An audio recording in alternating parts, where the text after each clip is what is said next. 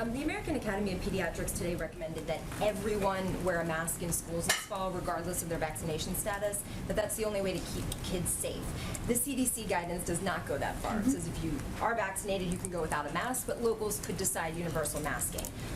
We've heard you say repeatedly that the president leans on his trusted medical and health advisors, but would the president like to see masking in all schools this fall?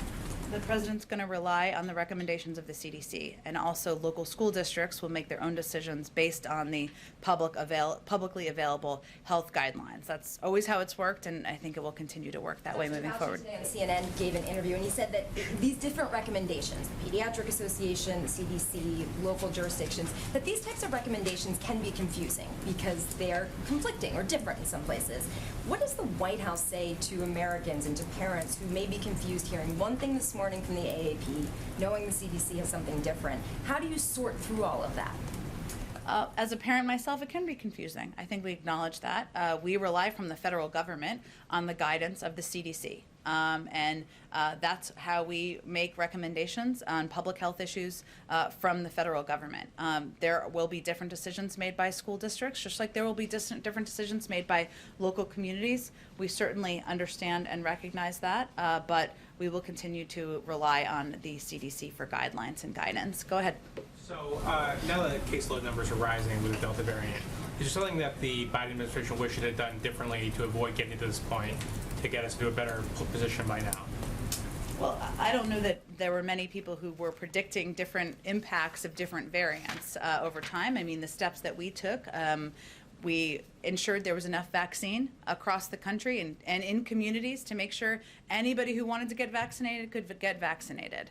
We've invested in local messengers to ensure that trusted voices are getting out into local communities. We've relied on tactics that we've seen work effectively, whether it's mobile units or empowering and engaging and funding doctors and medical experts to get out into local communities. We also always knew there would be ups and downs in the fight against a virus that is evolving and changing. That's one of the reasons that we've been calling out misinformation, the impact of misinformation. I mean, we've seen just over the last couple of days, there was a poll that showed that about 20% of the public thinks that microchips are embedded in vaccines. Now, we all know that's inaccurate and not true. But why does 20% of the public think it? Is it one platform's fault? No. Is it one outlet's fault? No. But we all have a responsibility to make sure accurate information is out there. So that is our effort to make sure people know they need to be informed and be thoughtful about information they're getting and the sources of it. One question on the cybersecurity issue.